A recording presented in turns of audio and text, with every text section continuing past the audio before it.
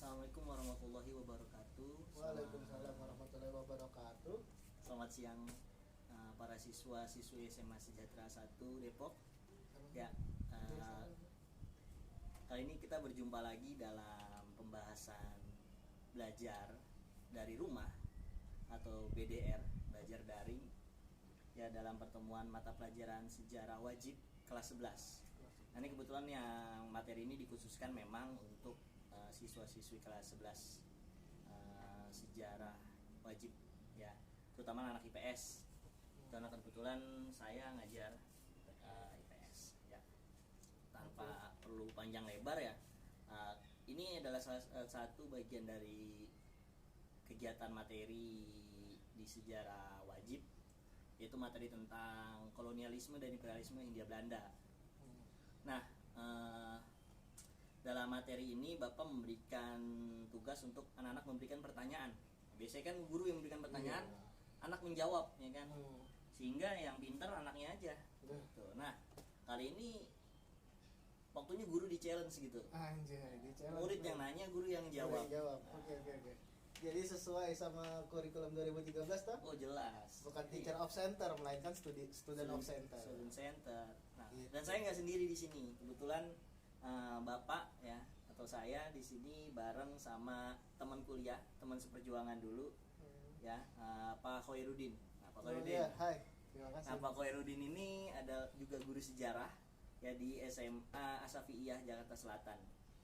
Nah, dalam pembahasan kali ini kan Bapak udah menugaskan kalian untuk membuat pertanyaan ya. Kurang lebih ada 154 pertanyaan yang masuk. Nah, dari 154 pertanyaan tersebut hanya ada 10 pertanyaan yang Bapak pilih untuk dijadikan pembahasan di video kali ini. Pastinya itu berdasarkan secara acak ya, secara random, dan nggak mungkin ada pertanyaan yang kembar gitu dalam 10 pertanyaan ini gitu. Karena memang banyak sekali dari 154 pertanyaan itu pertanyaannya sama-sama nggak jauh beda gitu. Oke. Nah, mungkin kita langsung masuk aja nih ke pembahasan kita.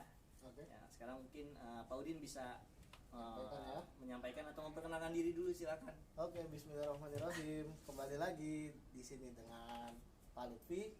Ya, sebelumnya juga saya menyalakan handphone untuk bagaimana kita bertukar pikiran. Live juga ya? Iya, nge-live juga di Instagram saya.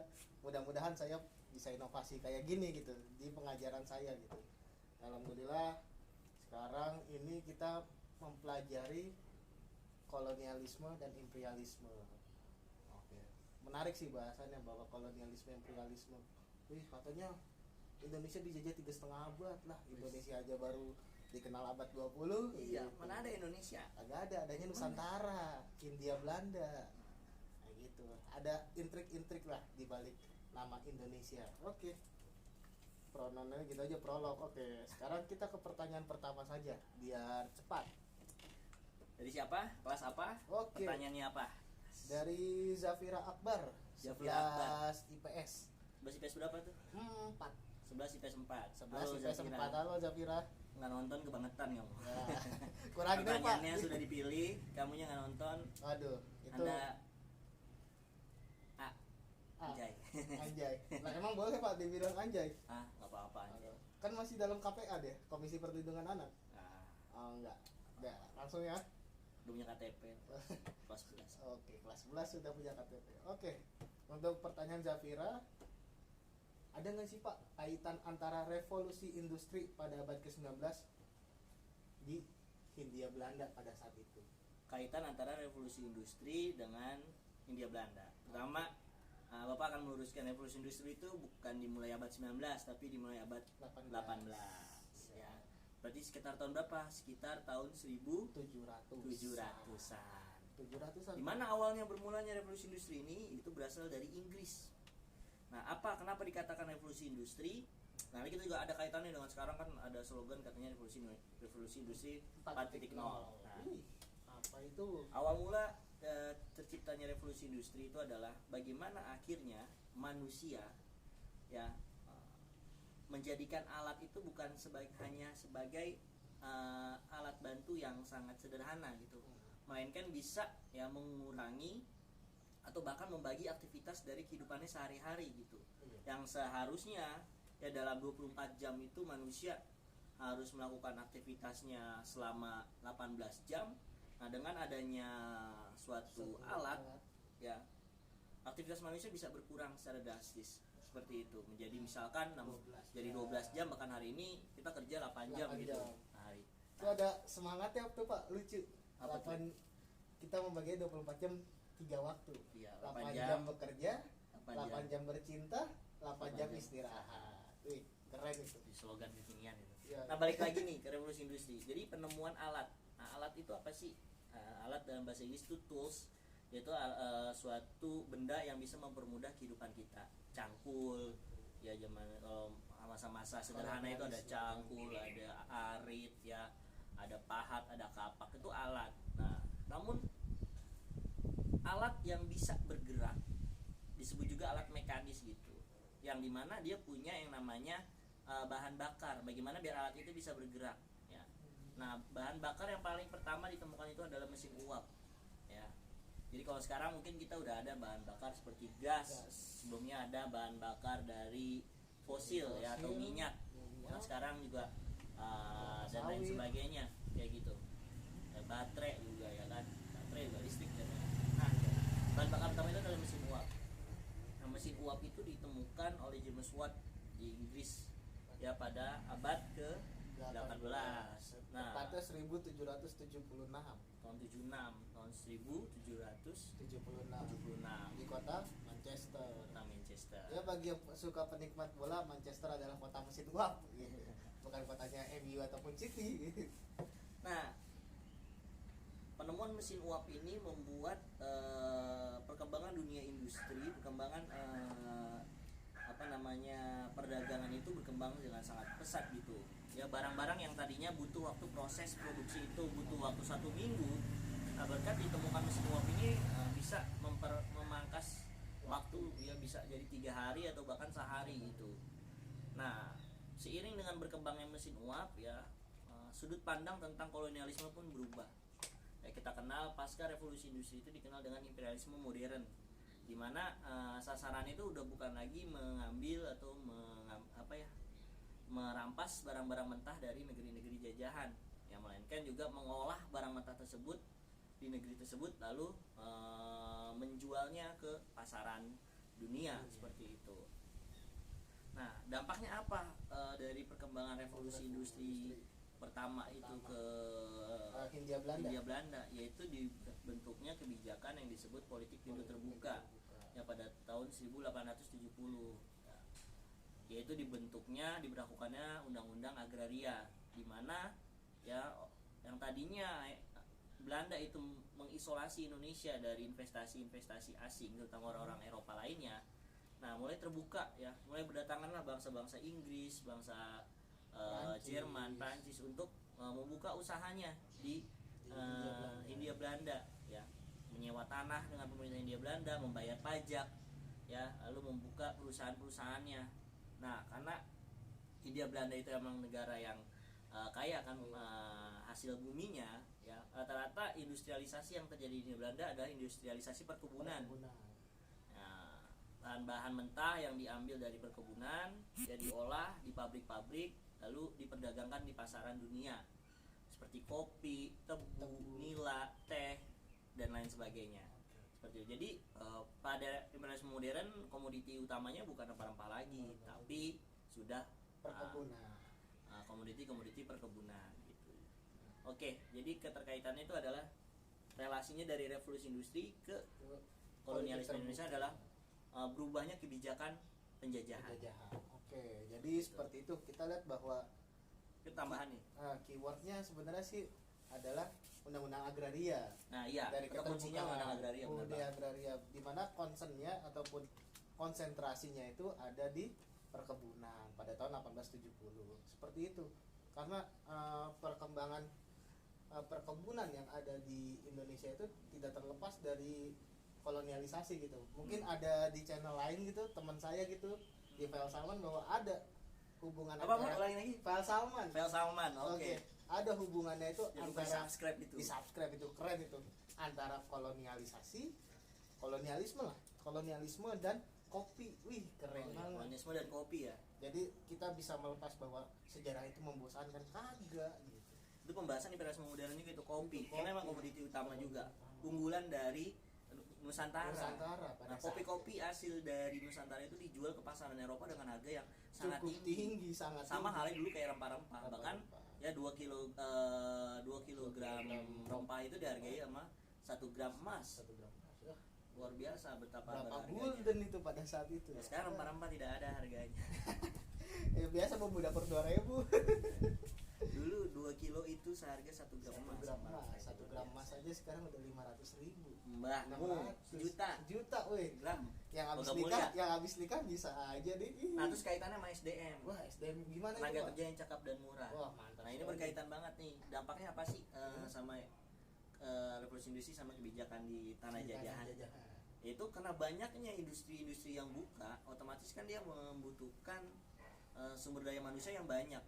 Nah, sedangkan sumber daya manusia yang ada di tanah jajahan itu tidak terlatih dan tidak terdidik. Tidak bisa memegang mesin, melakukan akuntansi, penulisan laporan keuangan dan lain sebagainya. Nah, maka pemerintah Belanda akhirnya berpikir, nah bagaimana nih biar orang-orang pribumi ini bisa kepake mengisi membangun perekonomian Hindia Belanda gitu. Nah, maka dikeluarkanlah politik etis. Agar menciptakan edukasi, pendidikan, tapi pendidikan yang tidak memerdekakan. Hanya dikasih pendidikan agar dia bisa cakap menjalankan usaha-usaha. Menjadi buruh pabrik. Pabrik. Itu. Mending bisa baca, bisa nulis, bisa menjalankan mesin. Tapi tidak diajarkan tentang hakikat kebebasan. Nah, itu pendidikan pada masa Hindia Belanda seperti itu. Ya berarti intinya politik etis itu membuat manusia di Indonesia itu menjadi mekanis gitu. Mekanis dalam artian robot bernyawa. Asik. Ya begitu kurang lebihnya. Ya jadi dampaknya itu sangat besar. Ya. Oke. Menjadi tenaga kerja yang cakap dan murah. Jelas, cakap dan murah. Karena kalau bayar tenaga kerja dari Eropa untuk kerja di India, dan mereka harus membayar 2 sampai 3 kali lipat. 2-3 kali lipat. Wah, jelas itu kos yang mahal ya, apalagi kalau pernah nonton film Tenggelamnya Kapal Van der Wijk misalnya. Iya. Nah, itu kan suaminya si siapa namanya? Hayati. Yang orang Padang sama Engku siapa tuh, saya lupa tuh. Ya. Bukan.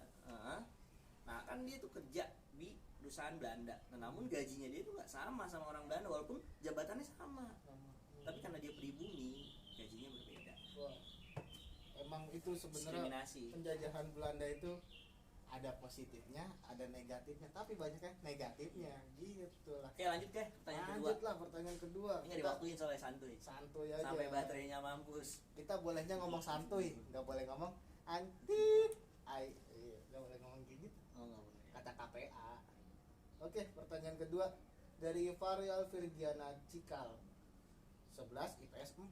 11 IPS 4 lagi ya.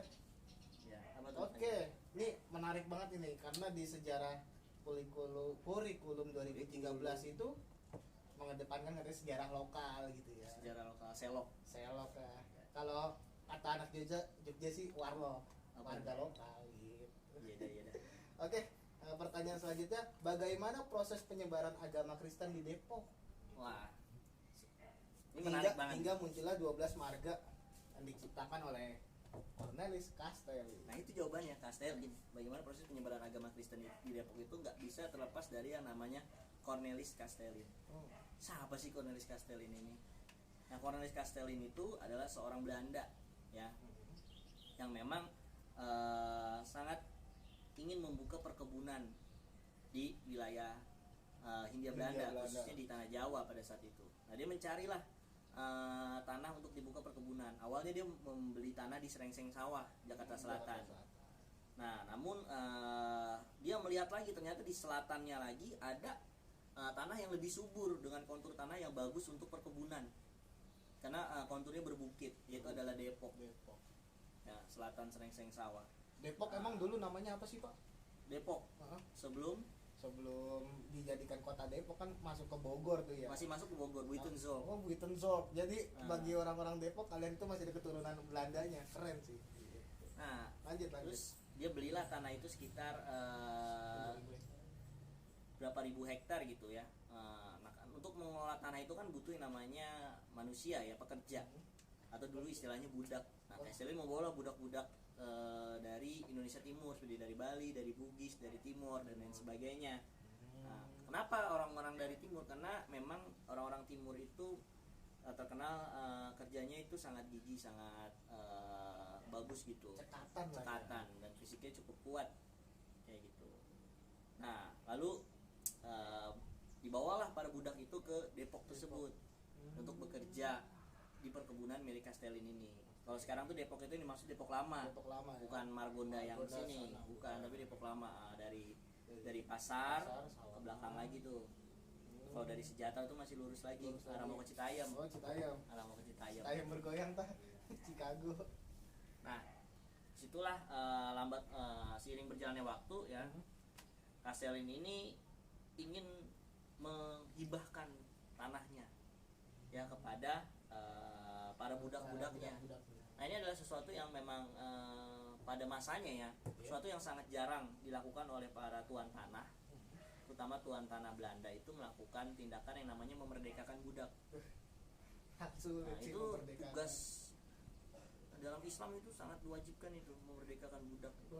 Tapi nggak kayak Bilal kan, Bilal bin Rabah itu. Nah, tapi dengan dasar seperti ini, budak yang dibebaskan itu bersedia untuk masuk ke agama Kristen seperti itu. Nah, akhirnya budak-budak tersebut ya dimerdekakan oleh Castellin. Nah, dan masuk ke dalam agama Kristen seperti itu. Nah, selama mereka bekerja bersama Castellin itu, Castellin tidak hanya memanfaatkan mereka dari segi tenaganya gitu, tapi Castellin juga mendidik mereka. Dia ajarkan tentang ilmu-ilmu tulis, menulis, berhitung, dan juga memberikan pendidikan agama Kristen kepada budak-budaknya. Nah, setelah Castellin meninggal, budak-budak itu kan dimerdekakan.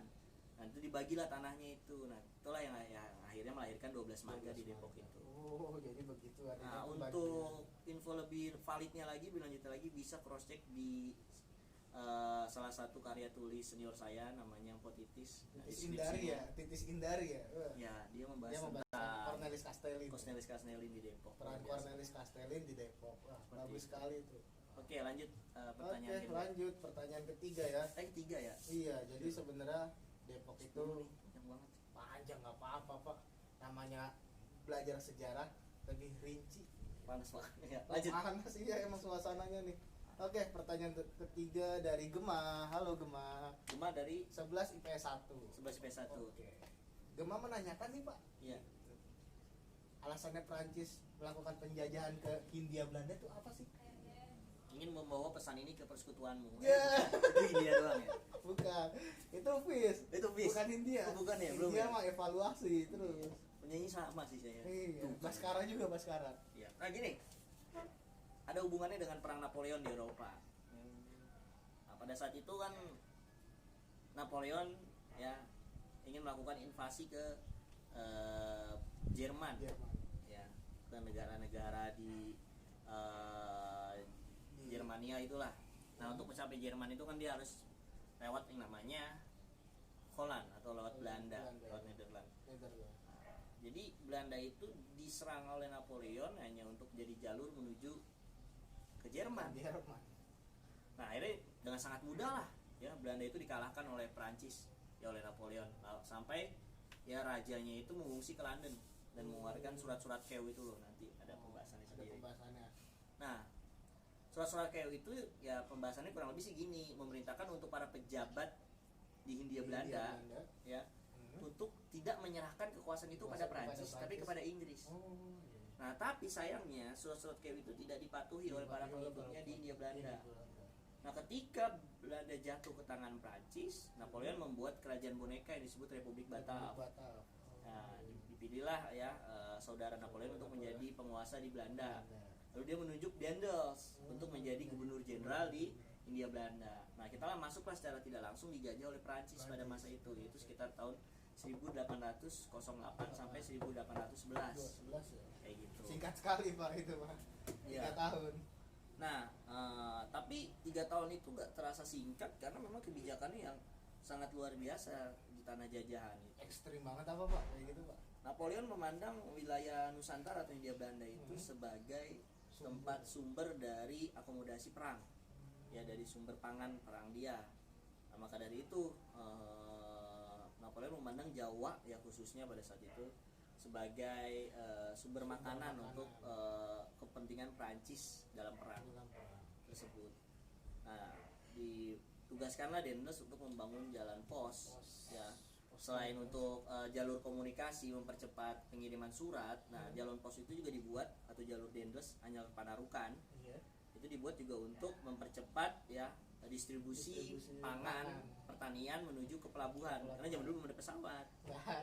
Jadi semua makanan pangan itu diantar ke pelabuhan, ke laut, ya, lalu dibawa ke Eropa. Seperti itu. Panjang sekali Anyar Panarukan itu. Nah, jalur Anyar Panarukan itu sangat luar biasa karena jalur yang panjang dan dibangun dengan waktu yang singkat. Sehingga apa dampaknya? Yaitu mengorbankan banyak manusia. Itu disebut dengan kerja rodi kita kenal pada saat ini ya, kayak gitu. Nah, jadi kurang lebih seperti itu sih. Mungkin Pak Oir mau menambahkan. Kalau saya sih melihat bahwa Jalan Dendels Panarukan itu sudah terekam jelas ya. Sudah terekam jelas dalam novela Pram, ada tuh. Jalan Raya Pos Dendels dari Anyar sampai Panarukan. Mungkin murid saya juga belum balikin bukunya sih. Tapi sebutkan aja di sini. Jangan. Itu ranah privasi mereka. Jadi mohon dikembalikan. Jangan mengabaikan buku. Itu karena Anda lebih bodoh dari orang yang meminjam buku. Nah, itu kadang lebih serem maling buku daripada maling harta gitu. Padahal buku adalah harta. Oke. Jadi bisa dilihat bahwa berapa ratus orang yang meninggal segala macam itu sudah terekam jelas di dalam buku Pramudia Nantatur gitu. Mungkin ada berapa ribu orang sih yang tewas? Ribuan. Jadi per wilayah tuh ada yang meninggal sendiri. Jadi dalam catatan itu tidak terakumulasi dengan jelas. Nah, salah satu jalan Anyar Panarukan treknya itu adalah Jalan Raya Bogor. Jalan Raya Bogor itu termasuk dari trayek Anyar Panarukan. Anyar di mana? Anyar Banten, Panarukan, Jawa Timur. Lah kenapa nyasar ke Bogor? Ya karena dari Tangerang itu turun ke puncak Bogor, Bandung, terus baru naik lagi ke Cirebon. Gitu. Jadi dia nggak lewat Pantura. Begitu. Oke. Karena memang sumber perkebunan tuh banyak di daerah Bogor, Bandung, ya, Cianjur. Pelabuhan itu ada di Jakarta, ada di Cirebon. Ya, mantap. Oke, lanjut. Pertanyaan selanjutnya. Tadi Gemma sudah terjawab ya. Oke. Dari apa? Itu kan pertanyaannya ya tadi. Iya. Prancis biasa. Oke, pertanyaan selanjutnya dari Muhammad Rehan, 11 IPS 1. Hai, Rehan. Muhammad Rehan, ya. Oke, langsung pertanyaannya. Pada apa sih penyebaran Kristen itu terjadi di Indonesia gitu? Oke, penyebarannya bagaimana Kristen terjadi di Indonesia? Oke, internet connection is unavailable. Kenapa itu? Nggak apa-apa lah, lanjut aja. Ada backupan, ada IG soalnya. Okay. Bisa di-save kan itu? Jadi bisa. Alhamdulillah. Oke. Sengaja jadi live YouTube, live IG juga. Iya. Backup. Kalau YouTube bermasalah pakai live IG. Oke. Penyebaran agama Kristen di Hindia Belanda pada saat itu. Sebenarnya nggak bisa dibagi di Hindia Belanda juga gitu. Penyebaran agama Kristen itu terbagi jadi dua fase. Dua fase ya, itu penyebaran agama Kristen Protestan dan penyebaran agama Kristen Katolik. Yang duluan nih Katolik nih. Iya, Katolik. Nah, sebenarnya gini, motif persaingan antara bangsa-bangsa Eropa di dunia timur itu juga nggak bisa lepas dari yang namanya motif penyebaran agama. Nah, Spanyol dan Portugis itu yang beragama Katolik, dan sedangkan Belanda, Inggris itu yang beragama Protestan. Nah, ini masih ada kaitan dalam semangat reformasi gereja bagi penyebaran agama Protestan ya. Sedangkan dalam agama Katolik ya itu masih membawa semangat conquesta ya, ataupun dan juga semangat dari gospel itu sendiri kayak gitu. Nah, singkat cerita ya, bagaimana sih penyebaran agama Kristen itu terjadi di Indonesia? Pertama itu dibawa oleh para bangsa Spanyol dan Portugis yang menyebarkan agama Katolik di wilayah Nusantara. Tapi kenapa yang dominan itu di Indonesia Timur, khususnya di Maluku? Ya jelas karena pada masa abad ke-16, 17 itu ya penyebaran agama Islam itu belum sampai menyeluruh ke Indonesia Timur. Ya baru Maluku pun bagian utara, Ternate, Tidore, Halmahera. Sedangkan Maluku Selatan, nah itu masyarakatnya masih ya menganut agama keyakinan tradisional gitu, agama penghayatan. Kayak kayak gitu, atau menyembah leluhur, seperti Animisme, itu. dinamisme. Animisme dan dinamisme. Nah makanya ya ketika Spanyol dan Portugis datang ke Ternate Tidore, dia udah tahu bahwa kesultanan ini sudah beragama Islam gitu. Nah namun ada wilayah-wilayah di selatan Maluku tuh yang masih belum memiliki atau belum apa ya namanya, melakukan penyebaran ya secara belum luas. menganut agama Islam Agama gitu. Islam. Nah, disitulah ya Spanyol Portugis melihat peluang besar untuk melakukan penyebaran agama di situ. Agama. Oh, iya.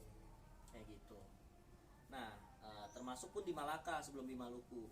Ya, Malaka dulu. di Malaka juga. Jadi rata-rata penyebarannya agama Katolik yang disebar oleh Maluku, Spanyol dan Portugis itu adalah di wilayah Maluku dan Nusa Tenggara Timur. Ya, termasuk sebagian wilayah Irian Jaya Barat atau Papua Barat seperti itu. Nah, salah satu tokoh ya, misionaris atau penyebar agama Katolik paling terkenal ya di Nusantara pada masa itu adalah Franciscus Xaverius. Ya, dia nggak cuma terkenal di Nusantara ya, dia juga merupakan tokoh Katolik paling berpengaruh pada masa itu di Asia. Karena dia menyebarkan banyak sekali menyebarkan agama Katolik ke banyak sekali masyarakat di Asia. Seperti itu. Nah, yang kedua itu adalah Protestan. Nah, penyebaran agama Kristen Protestan terjadi pada masa VOC dan Hindia Belanda. Nah, lebih dominan penyebaran itu dilakukan oleh para Zending, sebutan misionaris untuk Protestan. Ya, salah satu Zending yang terkenal itu adalah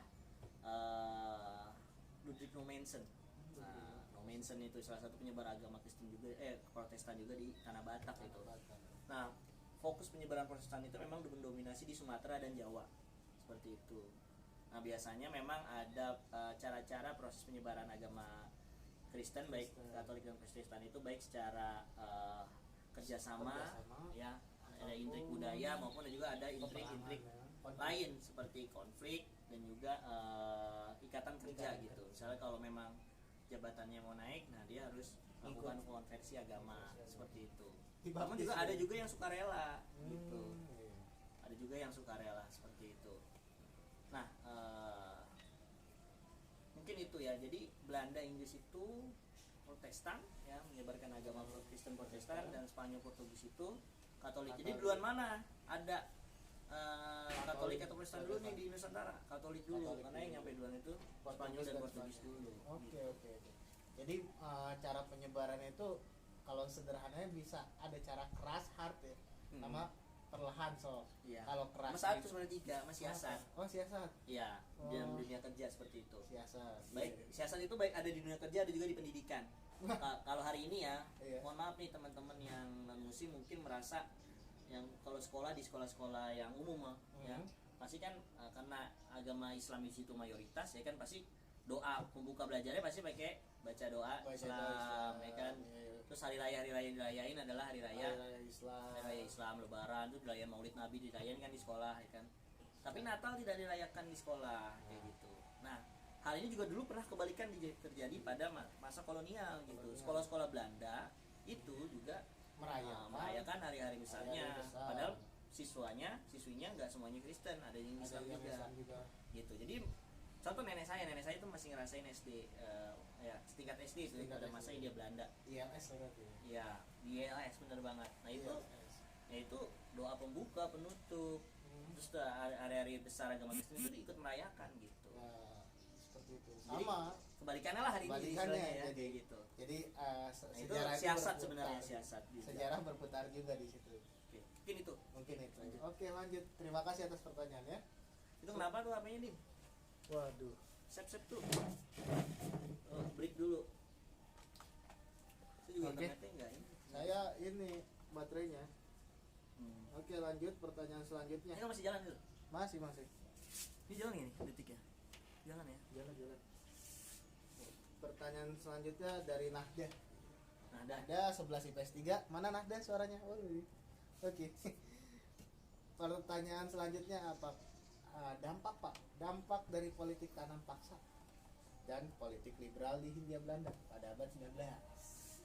Dampak dari politik tanam paksa Ataupun kultur stelsel istilah lainnya kultur stelsel. Kultur stelsel itu secara resmi dijalankan itu tahun 1830. Tapi ya secara praktik sudah dilakukan sejak di masa VOC itu penyerahan wajib ya, atau sistem periangan kalau istilah VOC. Sama aja sama tanah paksa. Ya, tapi dijadikan resmi, jadikan kebijakan ya, yaitu pada 1830. Tujuannya apa dilakukan kebijakan kultur stelsel?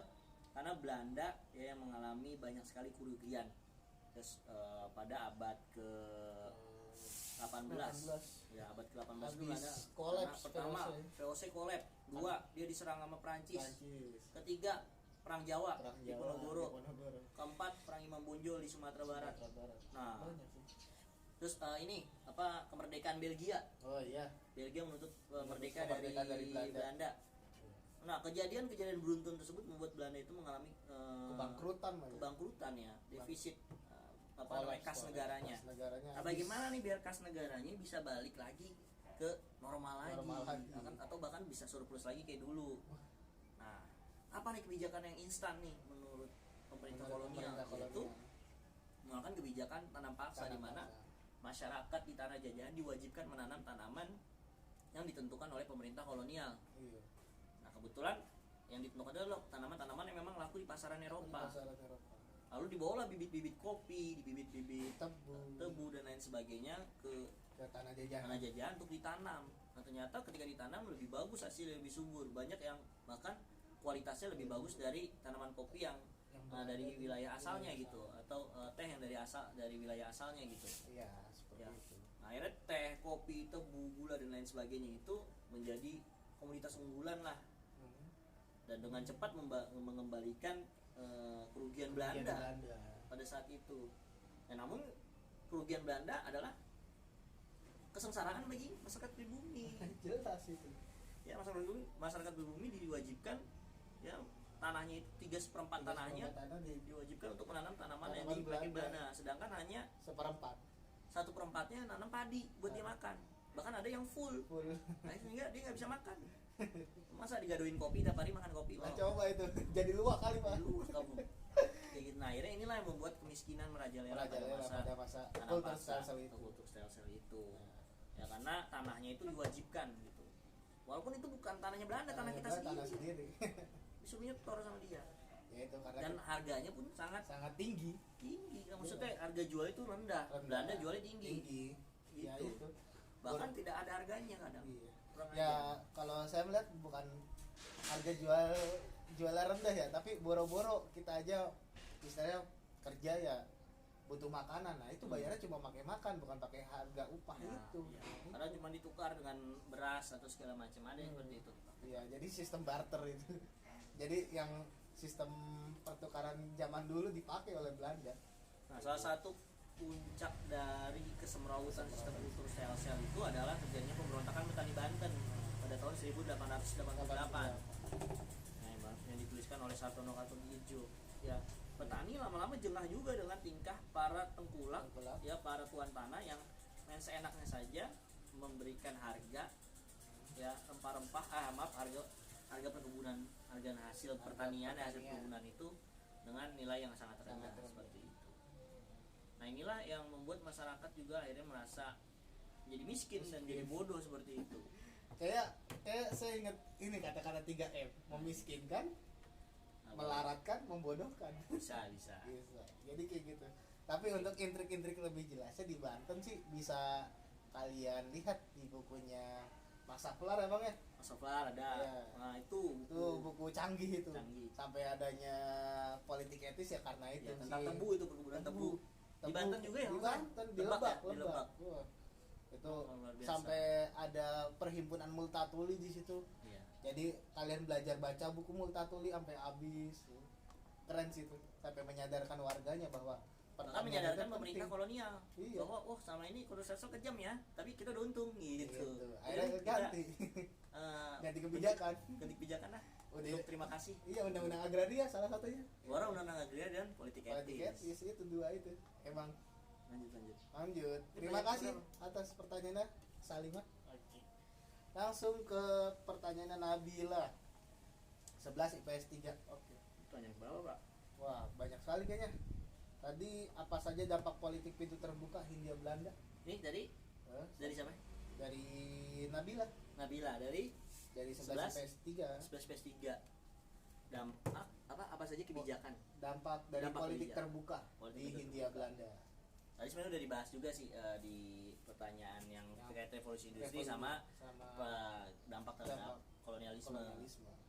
Jadi gini, dampak paling jelas dari politik pintu terbuka itu adalah pertama ya, masuknya akses pengetahuan baru ya ke masyarakat pribumi, terutama kaum yang menengah, yang terdidik gitu. Ya mereka bertemu dengan orang-orang asing, dengan orang Eropa, yang pasti orang Eropa itu nggak cuma bawa badan, ya kan, dia juga bawa buku, bawa informasi dan lain sebagainya, yang akhirnya memberikan banyak sekali pencerahan, termasuk masuknya ideologi baru, ide-ide baru, ya gagasan-gagasan tentang sosialisme, ya liberalisme dan lain sebagainya, seperti itu.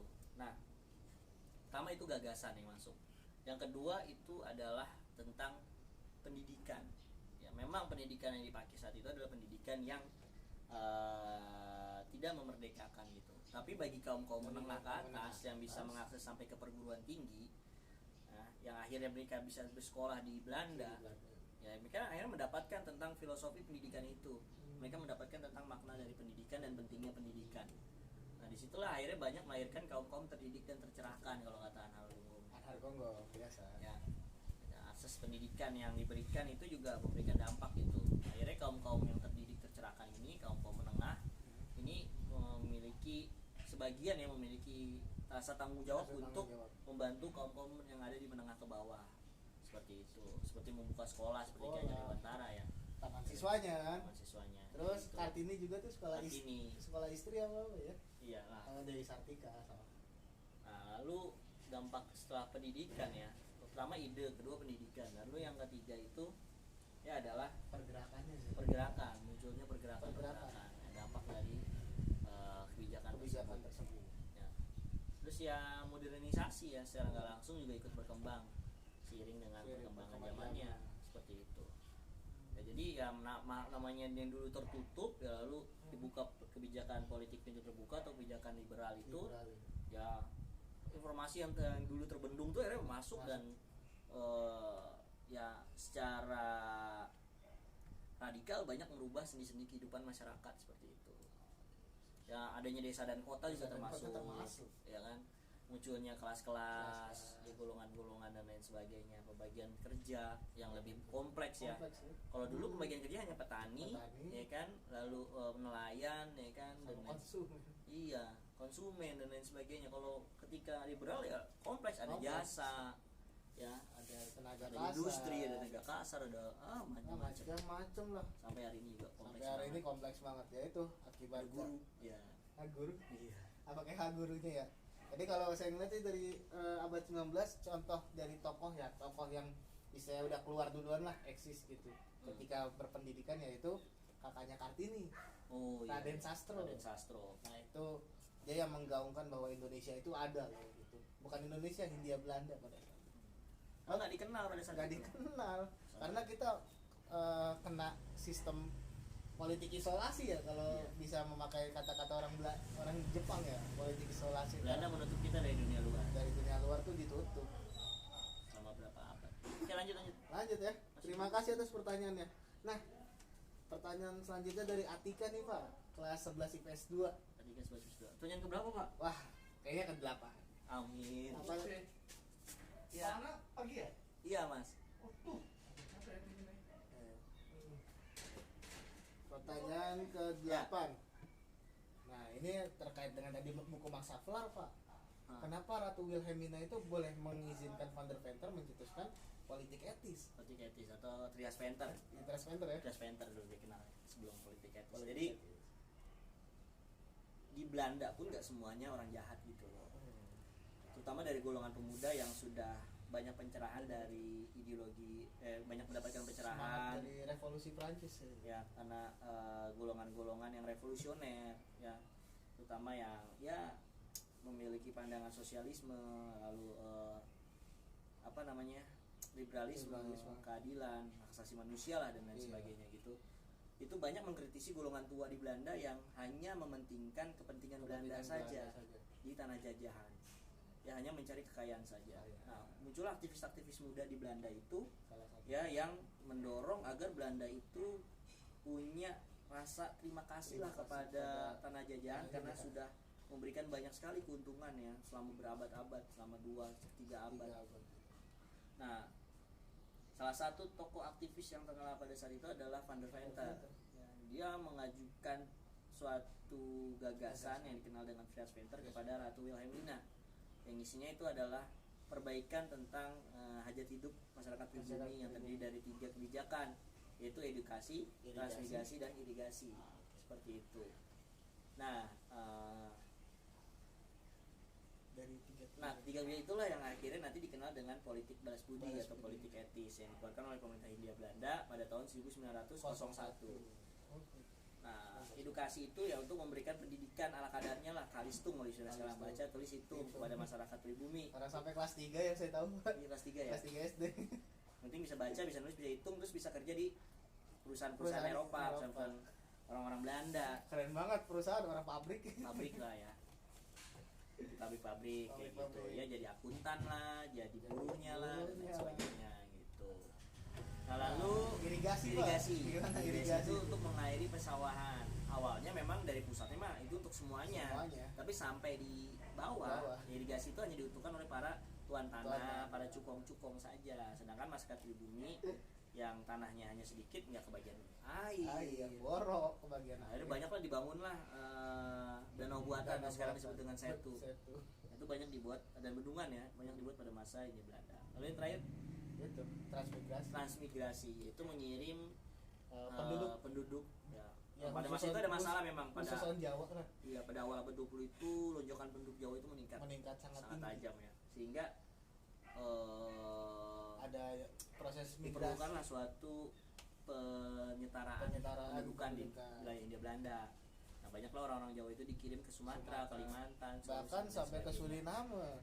Sampai ke Suriname. Yang kemarin Didi Kempot itu almarhum bisa manggung ke sana. Kenapa orang Jawa? Kenapa pertama itu penduduk Jawa sangat berlimpah. Kedua, memang tenaga kerjanya cakep dan ya mumpuni gitu, rajin, cekatan. Akhirnya dibawa lah gitu, karena penduduknya udah banyak. Dan mereka pun ditempatkan di tanah-tanah kosong, bukan yang udah ada penduduknya. Nah, dari hutan suruh babat lalu dibikin perkebunan seperti itu. Nafas agraria mengudara ya. Sekarang kebun sawit ya. Dulu kebun kopi enak, wanginya masih kecium. Nah, sekarang bulat dibakar oleh asap. Oke, lanjut. Oke, terima kasih. Nama Amira Atika ya. Atika. Selanjutnya dari Amira 11 IPS 2 ya. Nah, ini nih sih deg-degan nih, nggak kesek, kita nangis dulu ya. Faktor cepat faktor cepat kristenisasi itu berkembang di Indonesia. Faktor cepat, iya. Apa sih faktor yang paling cepat Kristen itu berkembang di Indonesia pada zaman kolonialisme ya? Ya tadi ada 3 cara penyebaran agama Kristen itu di Hindia Belanda. Pertama yaitu dengan cara sukarela. Ya, kedua keterpaksaan, ketiga siasat. Yang paling cepat yang mana? Itu adalah dengan cara sukarela. Enggak nih, bukan sukarela. Keterpaksaan. Karena konflik sih. Tapi lihat demografinya juga ya, di beberapa wilayah memang ada yang sukarela dengan sangat cepat gitu untuk melakukan konversi agama. Tapi ya, di beberapa wilayah ya ada yang secara siasat gitu ya, karena dia pengen naik jabatan ya, atau dia ingin dapat bagian tanah kayak contohnya di Depok ya kan. Depok ya, Kastelin. Iya, kayak gitu. Nah, dia akhirnya mau lah akhirnya melakukan pindah agama. Oke, jadi daerah yang dominan diisi ya oleh orang-orang Kristen ya, baik kalau Katolik itu ya di Maluku Selatan dan Nusa Tenggara Timur. Sedangkan kalau untuk Protestannya itu di Sumatera kayak di Tanah Batak ya kan. Kalau di Jawa di Bandung, Semarang, Solo ya, dan sebagainya kayak gitu. Jadi 3 itu ya. Faktor-faktornya jangan lupakan, sebenarnya tidak ada, semuanya tuh bertiga itu seimbang karena relasi. Kalau misalkan dari konflik tidak bisa, dari siasat tidak bisa, dari yang perlahan tadi apakah ikut secara sukarela apa enggak. Nah, ada tahap-tahapannya lah seperti itu.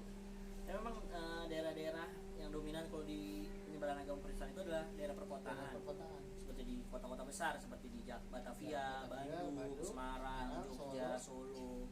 Itu kencang sekali. Yang menjadi memang pusat pemerintahan, pusat birokrasi dari pemerintahan Hindia Belanda. Seperti itu. Oke. Lanjut. Oke, pertanyaannya terima kasih tadi. Amira, selanjutnya dari Selva 11 IPS 2. Oke, 11 IPS 5. Banyak sekali. Terakhir ya, siapa ya? Iya, nah, terakhir. Kenapa VOC dikatakan negara sebagai negara tuh? Menarik kan? Ini Selva, bukan? Iya, dari Sela Sevana 11 IPS 2. Itu kenapa VOC itu negara di dalam negara? Ini pertanyaan 9. 9. Oke. Menuju pertanyaan terakhir. Saya masih deg-degan karena takutnya ke-save ini. Kenapa VOC disebut negara dalam negara? Karena dia memiliki hak istimewa. Sekarang istilahnya kata anak Jaksel privilege. Asik, privilege ya. Iya. VOC mendapatkan banyak sekali privilege. Contohnya membuat mata uang sendiri. Ya, menciptakan tentara sendiri, membuat perjanjian dengan negara luar atau kerajaan lain sendirian. Ya, bisa membuat perjanjian gitu ya, enggak yang maskapai dagang lain mungkin harus izin negaranya, Inggris ya, harus izin Inggris gitu. Tapi VOC bisa membuat perjanjian itu dengan raja-raja lokal, dengan penguasa-penguasa daerah. Ya, lalu tadi apa? Tentara, mata uang, terus perjanjian, lalu membuka bursa saham. Bursa saham. Iya, bursa saham pertama itu VOC. Dan perusahaan terbesar di dunia sampai saat ini VOC. Kekayaan VOC itu nggak ada yang bisa menandingi sampai hari ini. Ya.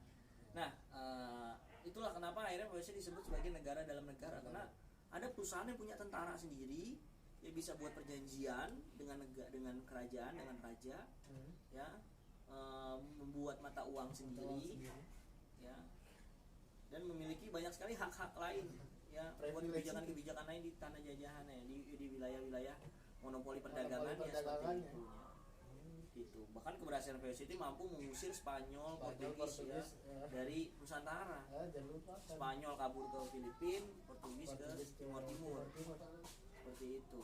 Jadi daerah Krisdayanti itu bekas Portugis ya, Timur. Ya, karena keberhasilan Maluku dalam keberhasilan Belanda dalam mengusir Portugis dan Spanyol dari Maluku. Seperti itu. Itu luar biasanya VOC. Oke, itu aja. Terima kasih. Ada lagi pertanyaan terakhir. Pertanyaan terakhir nih. Pertanyaan terakhir. Karena baterai kita semua pada limited dan internetnya bermasalah. Wah, itu jangan lupakan itu. IndiHome memang tidak indie, tapi enggak home. Gimana tuh? Ya, dari Fajri 11 IPS 5. Oke. Nah, ini nih menarik nih. Kenapa Volkskrad itu berdiri pada saat itu kan?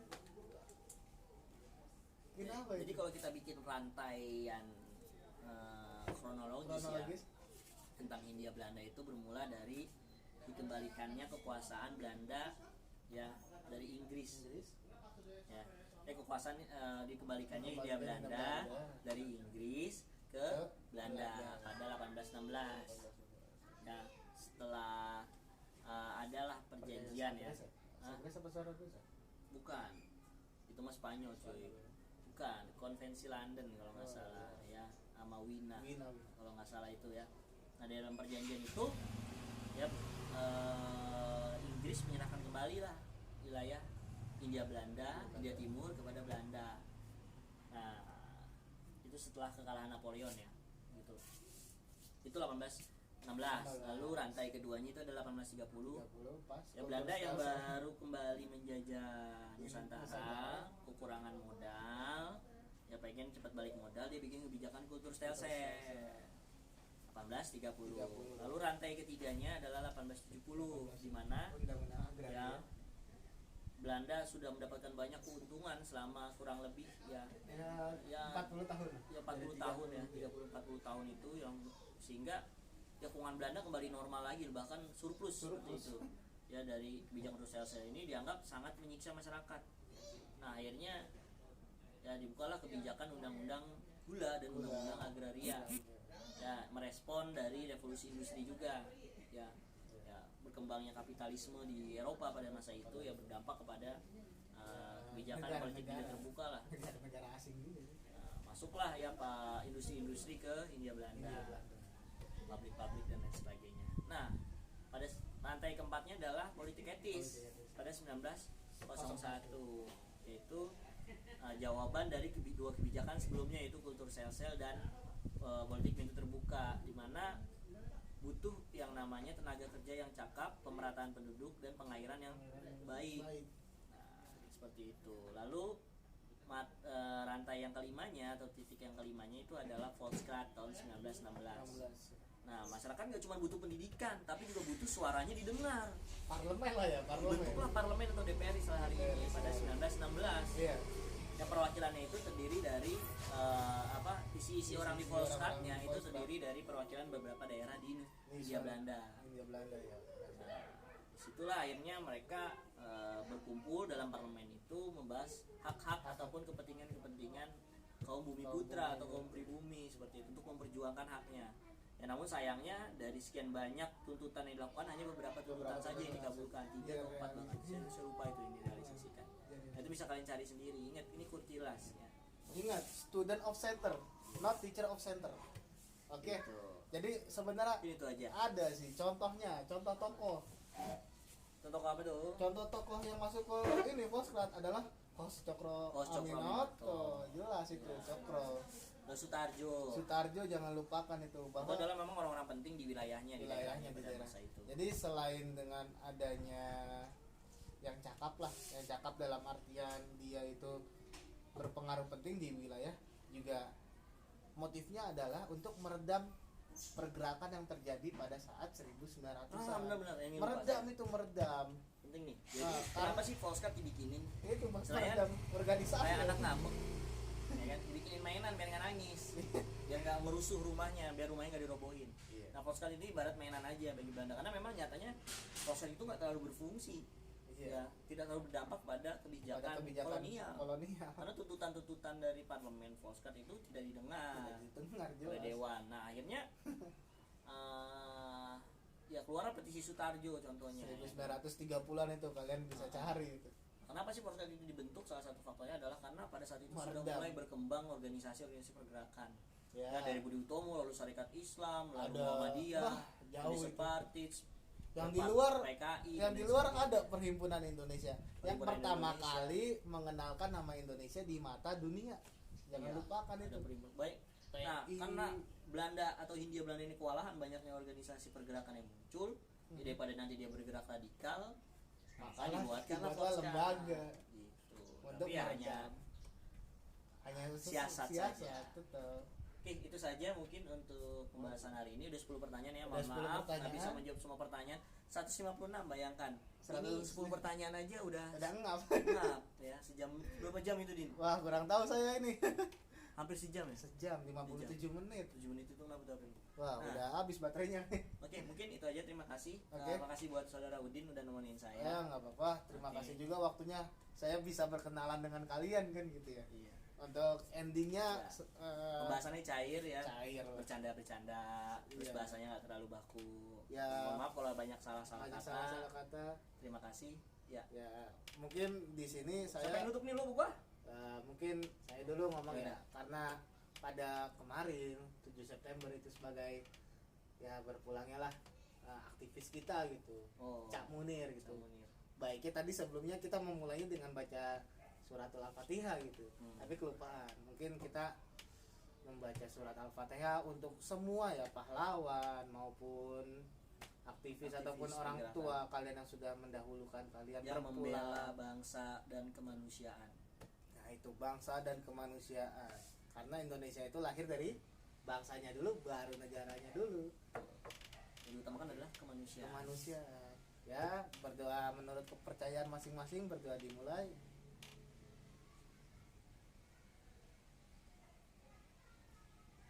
Ya, berdoa selesai. Semoga kalian yang belajar ya, istilahnya belajar daring nih kan keren sekali kayak gini. Ini inovasi baru dari daring, pembelajaran kayak gini Pak sebenarnya.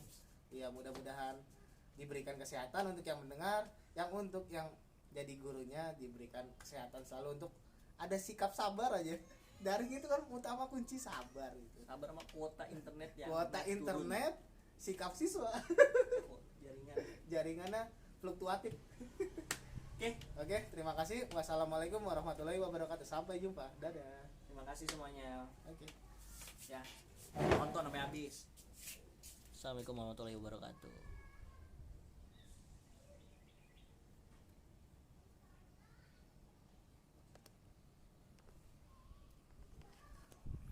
Save Din. Masukin IG TV.